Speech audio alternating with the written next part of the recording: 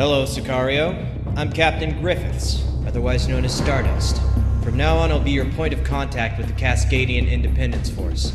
I was a National Guard pilot when it all went down, and now I'm working with you. We're pressed for time, so listen up.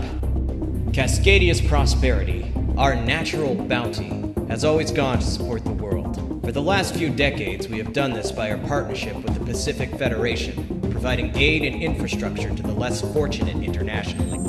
The Federation, however, in recent years has used the resources we provided to forcefully expand by conquest and military strength. We could not let our cordium or geothermal deposits fuel this war machine.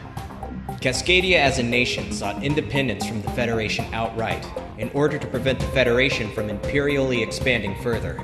Unfortunately, they turned against us. They have seen fit to unify and federalize Cascadian infrastructure as a whole. When we resisted, they turned the country inside out. We refuse to let that stand. So, here's the plan for you mercenaries right now. In northern Cascadia, Rosedower AFB was a joint base used by both the Cascadian National Guard and the Federation. When hostilities took off, however, the Federation seized the base from the National Guard. Your objective today is to take back the base into our hands. Hitman Team will lead aerial operations, wiping out any anti-air defenses. Circus, our transport aircraft carrying Sicario's airborne troop element, will then vector in and drop onto the base to secure it. Take care not to damage the facilities too much during the attack. Sicario and other mercenary elements will be using this base afterwards. I'm sure you want to operate from an actual base anyway, as opposed to some dirt strip. So let's get rolling.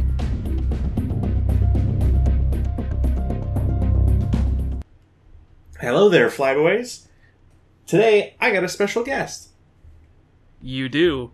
Oh, tell me, who is he? Because I'm so jealous.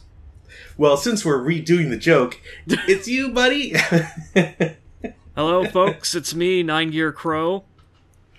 We're totally not recording this for the second time in a row because my alarm went off in the background. We're so good at planning this, it ran into the recording. So, we've seen the plane picker before, the hangar, but I'm just kind of hanging on here just so that people have a better view of all the planes that we have available to us. You'll note that some of these aircraft names or designations are very similar to real-life counterparts. However, they're modified slightly. MG is obviously MiG, SK is more SU, and etc. Yeah, it's like, how do we get around the copyrights? Like the good old days of GoldenEye, having to just misname it slightly, and voila, you've got your thing. Mm-hmm. Another thing I wanted to point out is that the aircraft that we have, and why I like Project Wingman a lot more, is that the loadouts are much more varied. So it's not just bomb, it's 3 types of bombs. It's not just missiles, it's 2 types of missiles, for example. And of course, you're showing off the various color schemes right there of the airplane. Mm-hmm. And so, and sadly, it's very hard to get custom skins in the game. It's a lot easier now with Vortex and a mod tool, but before it's not just like repainting it like some classic games, unfortunately. Also, finally, now that I'm on the other side of the controller for this LP, I can make fun of your plane choices, which fucking terrible you took the fish bed for this when, like, the arrow is unlocked when you reach this mission. So, the plan that I've always had for this LP is that I have to play every mission with every plane at least once. So, the arrow will get its due, the trainers got shown off.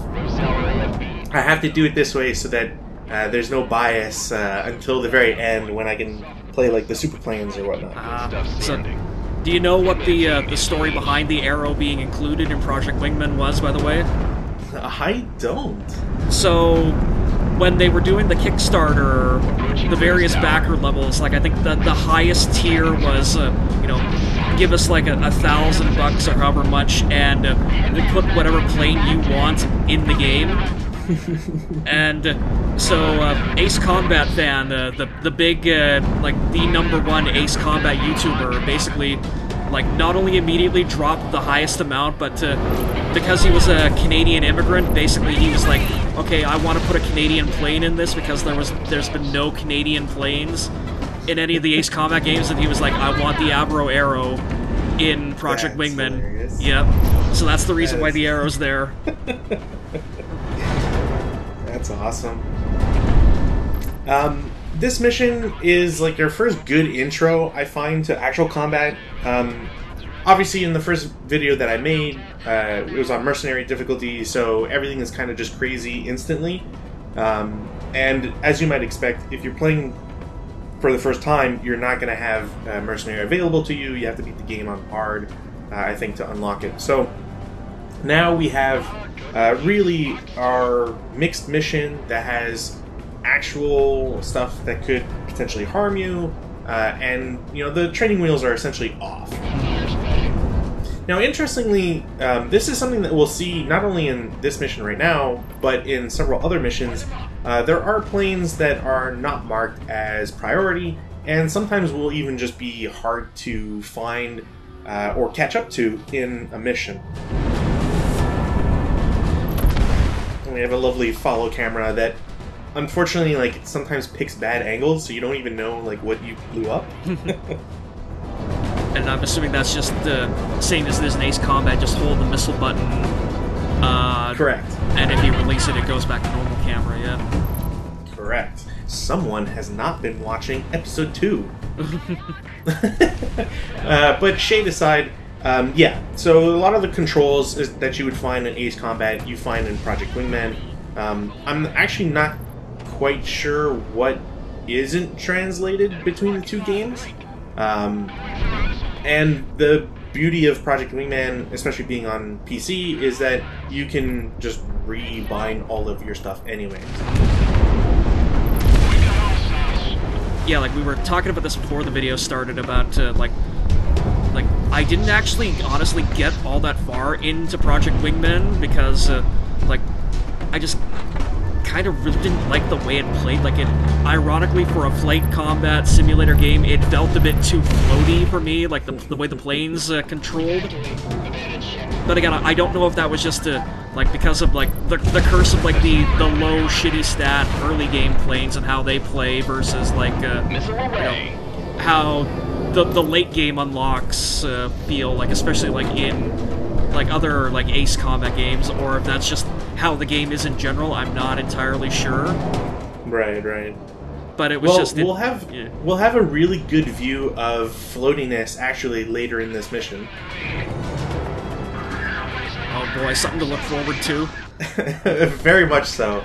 And there's obviously certain things that I want to do because it's like something to brag about. And honestly, if you're going to be playing this game over and over again, or you just love it, there's no reason not to try doing stuff like this. Because why not? Like, it's important to explore the maximum efficiency of all of your weapons. Oh god, yeah, like that was like, yeah, some amazing trick shot styling with the rockets there. And also I can see that you've taken the Thread's advice and you're using the Prez Everywhere system. Yes, honestly, I Prez is underutilized in a lot of cases. Like, sometimes you'll get a mission and she has nothing to say anyways. Yeah. And it not that I hate the game or anything for that decision, but I do think that you kind of miss out on an important characterization, and because the player doesn't know which missions she will or will not be in without checking the wiki, you lose out on like those cool interactions between characters. Oh yeah, there's a particular one coming up, I think not next mission, but I think mission, like, it's mission 5, right? Something like that, yeah. Yeah, where like it tells you everything you need to know about basically this character, and basically why the fan base fell in love with her and why she is affectionately known as Madam President, basically. Don't get us killed I don't recall how many times Ace Combat has had air units come in and drop off ground units in like a pair drop situation. Very rarely. I think like Handful of Hope in Ace Combat 0, where like they're on your side, and then Whitebird Part 1 in Ace Combat 5 where they're enemy, and Invasion of Grace Maria in Ace Combat 6 where they're also enemy. Gotcha. So yeah, it follows very much the same stylings as I've mentioned before. So, you know, you've got your little base attack. We get a lot of friendlies to kind of, you know, get the player in the attitude of like a lot of stuff is going on. And in terms of like the mercenary aspect of it, it's hard not to appreciate like what we're seeing. Also, I just want to correct myself. I think I said Handful of Hope was the Ace Combat 0 mission. I think it's Flicker of Hope. That's the real name. Look, anybody who comments on this video to correct you, I'm just going to call him a nerd. And not even the cool nerd who like will argue about plane stats. Yeah, I just like to extend a preemptive fuck you to everyone who tries to do that. Oh, amazing. And so, this is probably, I think, the biggest difference between Project Wingman and Ace Combat. Because I don't remember them... Did they have health bars in 7? No, they did not. And, hell, like, even just differentiating between, like, the plane, like, the boss squadron enemies... like, is incredibly rare. Like, I think, like, only 0 really does that, whereas, like, if you, like, take out a specific plane, like, in the game just decides, oh, yeah, that was the leader of that squadron, it'll start reacting differently, but, Right. So, yeah, we finally get to have, like, an actual... It's no longer a Goose Squadron. We have an actual enemy that will put you through the ringer.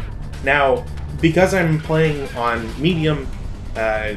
you kind of have to expect that it's not that deadly, but I've played a lot of Project Wingman.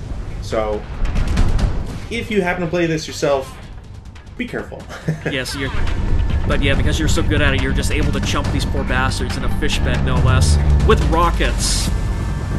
Pretty much. I mean, honestly, if there's one failing of the Ace enemy squadrons, is that they'll typically fall, like, perform like a head-on attack against you. So, as long as you can line them up, you're kind of guaranteed to always kill one person in the squad. And now that we have the landing strip, we can land and not worry about anything. Oh, yes, the simplest, easiest part of any good Ace Combat game. Oh, yeah. Oh, well, it looks like the landing gear doesn't automatically go down. Yeah, nice work, dumbass. So we're just gonna rewind and see what we're actually supposed to hear. You think I could ask our riflemen to reserve a nice hangar space for us? You know, in exchange for our good work up here. There was no such thing as nice this far north. An incredibly accurate description of Canada. I never flew these You know, like you did. I didn't want to say it. I mean, according to the map, this is like in the middle of the, like, hell, not even in the middle of the Yukon, just as far north as you can get in the Yukon, basically. And of course, we've made it almost through the entire video without mentioning the namesake of Rosedower Air Force Base. Look, they just have to watch Final Sacrifice. They'll get it. That's why it's mountainous and wooded. We just need to find Hillbilly Jim or whatever the guy's name was. Yeah, so basically it's good to know that D2 Productions has also inherited Project Ace's love of terrible, terrible B-movies for their references. I don't think I've mentioned it either, but I think this is probably the worst thing that Project Wingman does, or doesn't copy from Ace Combat, more specifically. I really wish there was like a playback, the radar playback thing. Oh yeah, the ribbons and that, yeah. Yeah. The time comes. It's about the only thing I wish they added to this. other than like more characterization. There's plenty of characters and squadrons, but oftentimes, as the thread has already seen, some squads just won't get flags or insignias, or we hear about Circus Squadron, but you don't get named pilots in them. It seems like there's, especially for the fact that this was kickstarted, there's a lot of ground that could have been covered by just putting backers everywhere. Yeah, that was the thing I noticed too, just the fact that the assault records, or its version of the assault records, is incredibly sparse for some reason. If you break it, it's on your ass. You know how bounty hunters are if they have a name. Dismissed. So yeah, don't reveal your true name, and you won't get hunted by the mercenaries.